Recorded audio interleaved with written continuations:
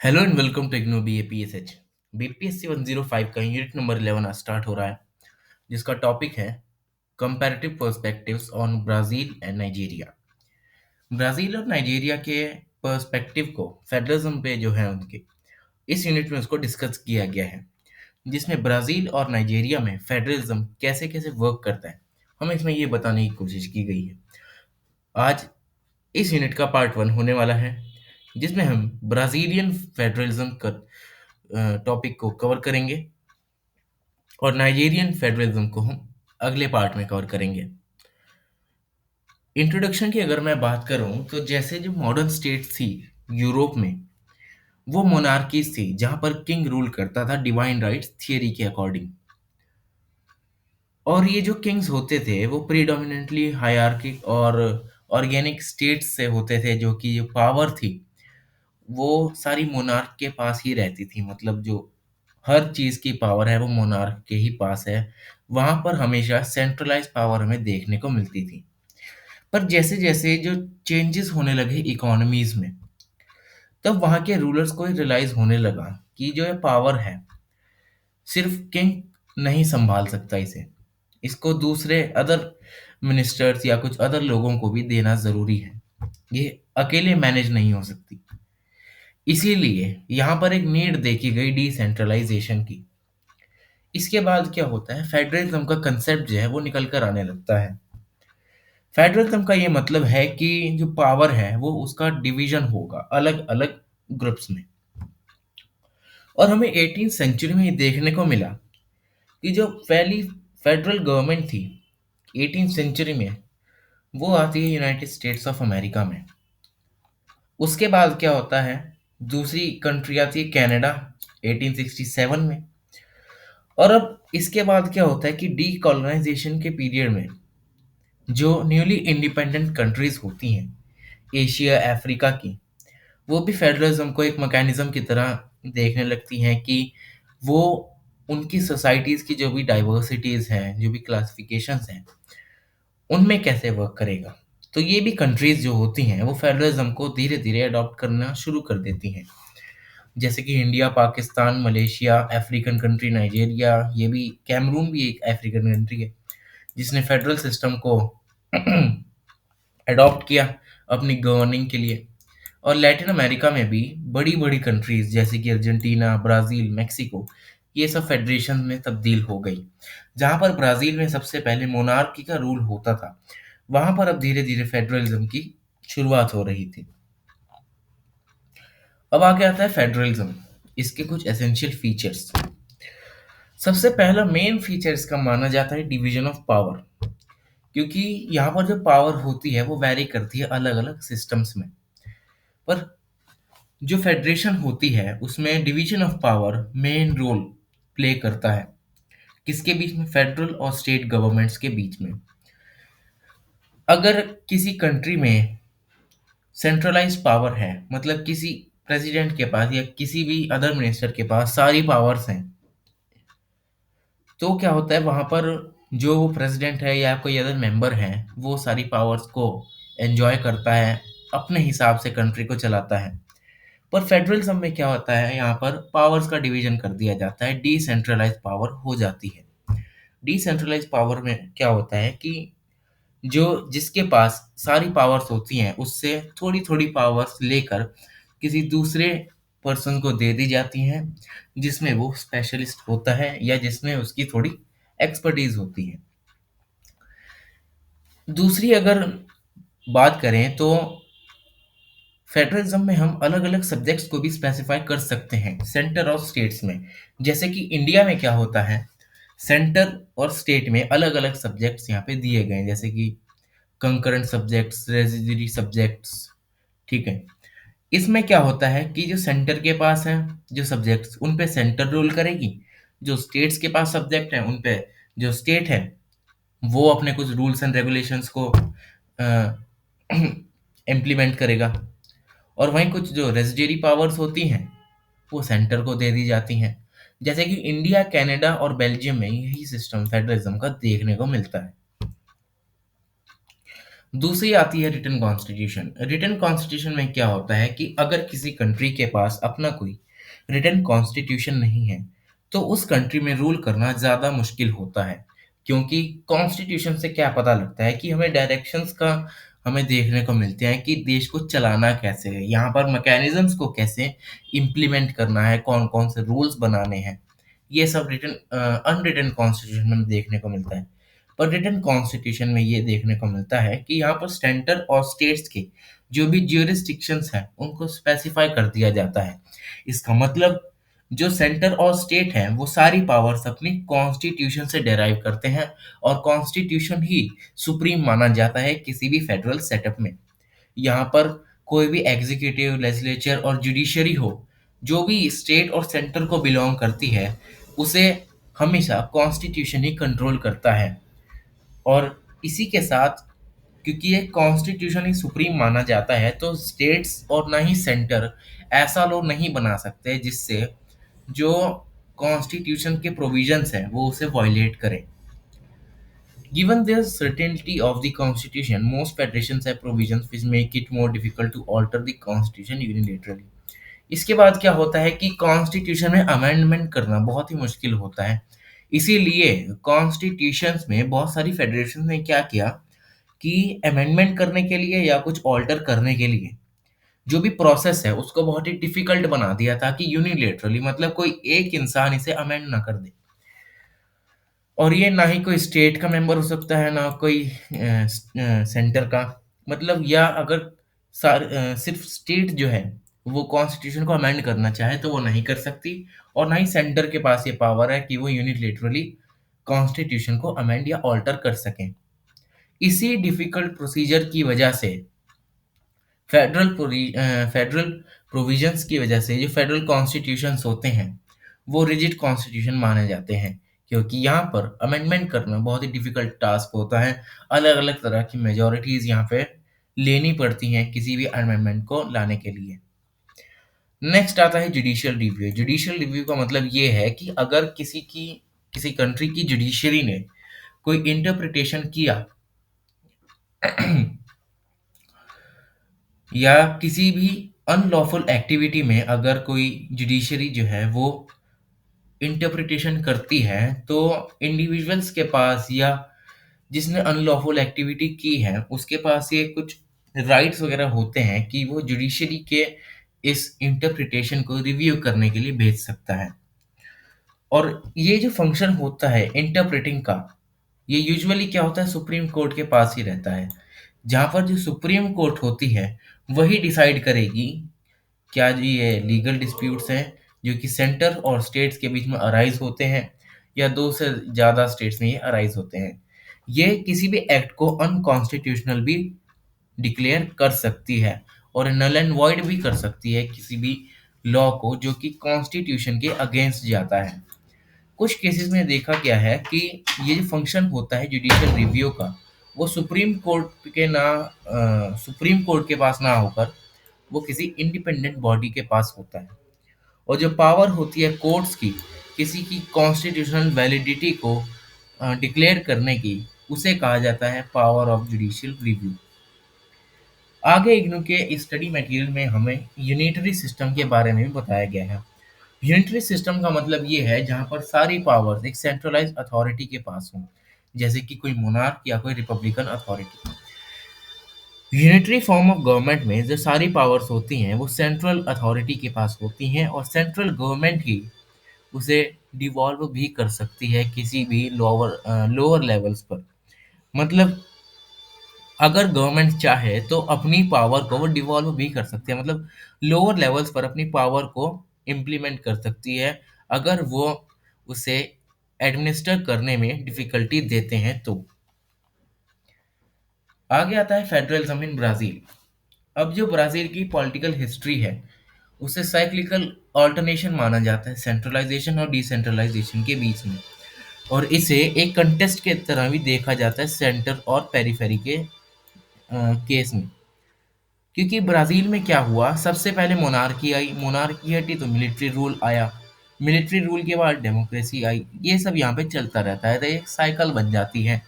Centralisation और decentralisation के बीच में।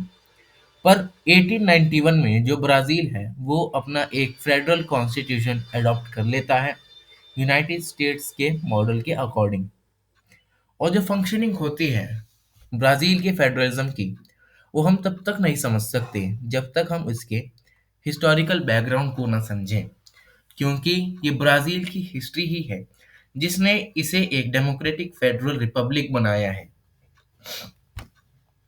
आगे आता है इसका हिस्टोरिकल बैकग्राउंड। जो ब्राज़ील है, वो पोर्चुगल की कॉलोनी रहता है बहुत सालों तक। जो पोर्चुगल होते हैं, इसे एक ग्रेट एम्पायर के रूप में इसे फॉर्म कर देते हैं, और इसकी जो टेरिटरीज होती हैं, वो वेरियस कैप्टेंसीज में डिवाइड कर दी जाती हैं, जो कि पोर्चुगल पर डायरेक्टली डिपेंडेंट होती हैं। 1807 से 1822 तक जो किंग होते हैं पोर्टुगल के, डॉन जोआन, और उनके साथ जो 15,000 कोर्ट मेंबर्स होते हैं, वो ब्राज़ील मूव कर जाते हैं और अपना United kingdom of Brazil and Portugal को वहाँ पर एस्टेब्लिश करते हैं। पर इन सभी से जो रिजल्ट निकल कर आता है, वो होता है नेपोलियंस। जो नेपोलियन की डिफीट होती है इसके कुछ सालों बाद, इससे क्या होता है कि जो यहाँ के किंग होते हैं, वो दोबारा लिस्बन भाग जाते हैं, और 1822 में यहाँ के जो प्रिंस होते हैं, रेजेंट डॉम पेड्रो वन, वो जो बाद में एम्परर भी बनते हैं, ब्राज़ील को एक इंडिपेंडेंट एम्पायर भी डिक्लेयर कर देते हैं 1822 में। इस पीरियड में जो ब्राज़ील है, वो 20 प्रोविंसेस में डिवाइड हो जाता है, और 20 प्रोविंसेस में से भी सेवरल प्रिंसिपैलिटीज में भी इसको डिवाइड कर दिया जाता है, और पावर को डिस्ट्रीब्यूट कर दिया जाता है एग्जीक्यूटिव, लेजिस्लेचर और जुडिशरी के बीच में। पर जो है कि मोनार्की होती है, वो फिर से मॉडरेटिंग पावर में आ जाती है। वो वही स्टेप्स लेती है जो उसकी स्टेबिलिटी को मेंटेन करने के लिए ज़रूरी होते हैं, और ये फिर से फाउंडेशन रख देता है एक सेंट्रलाइज स्टेट की। अब जब कॉन्स्टिट्यूशनल मोनार्की होती है 1889 तक, ये एंड हो जाती है, मिलिट्री कू होता है यहाँ पर। अब ब्राज़ील क्या होता है, इसके पास एक प्रेसिडेंशियल रिपब्लिक बन जाता है। प्रेसिडेंशियल रिपब्लिक का मतलब ये है कि प्रेसिडेंट के पास सबसे ज़्यादा पावर होगी। अब मिलिट्री के पास यहाँ पे सबसे ज़्यादा जो मॉडरेटिंग पावर यहाँ पे मिल जाती है, और इसके बाद बनती है यहाँ पर फर्स्ट रिपब्लिक, जिसमें अमेरिकन फेडरलिज्म के कुछ फीचर्स देखने को मिलते हैं। और जो ब्राज़ील होता है, वहाँ पर क्वासी सेंट्रलाइज्ड पॉलिटिकल सिस्टम यहाँ पर देखने को मिलता है, जहाँ पर जो पावर होती है वो दो स्टेट्स के पास कंसंट्रेटेड होती है। पहली स्टेट है साओ पाउलो, और दूसरी है मिनास गेरियास। ये रीजनल इंटरेस्ट और नेशनल इंटरेस्ट को शो करते हैं, रिप्रेजेंट करते हैं। पर ये जो मिस इंटरप्रिटेशन होता है, ये गुटेलो वर्गास यहाँ पर इनको चैलेंज कर देते हैं, जो कि पावर में आते हैं 1830 में एक रिवोल्ट के जरिए। वर्गास का मानना था कि असली जो डेवलपमेंट है, या असली फॉर्म ऑफ गवर्नमेंट तभी एस्टेब्लिश होगी जब यहाँ पे एक नई स्टेट बनाई जाएगी। तो ये एस्टेब्लिश करते हैं एस्टाडो नोवो का, जिसका नाम है न्यू स्टेट, जो कि कुछ पॉलिसीज पर बेस्ड होता है, जैसे कि corporatism, populism, nationally planned economic development, uniform bureaucratic policies. इसकी वजह से क्या होता है, लॉन्ग टर्म सेंट्रलाइजिंग कॉन्सिक्वेंसेज हमें यहाँ पर देखने को मिलते हैं, और over a period of time इसकी वजह से, क्योंकि यहाँ पर सेंट्रलाइज पावर है, तो सेंट्रलाइज पावर में कोई ओपोजिशन नहीं होगी, और ओपोजिशन होगी भी तो ये उसे सप्रेस कर देंगे। इससे क्या होता है कि ओपोजिशन ना होने के कारण जो भी अनलॉफुल एक्टिविटीज होती हैं, वो चलती रहती हैं, और अगर ओपोजिशन होती है तो उसको सप्रेस यहाँ पर कर दिया जाता है। ओपोजिशन के ना रहने पर अनलॉफुल एक्टिविटीज यहाँ पर पीक पर पहुंच जाती हैं।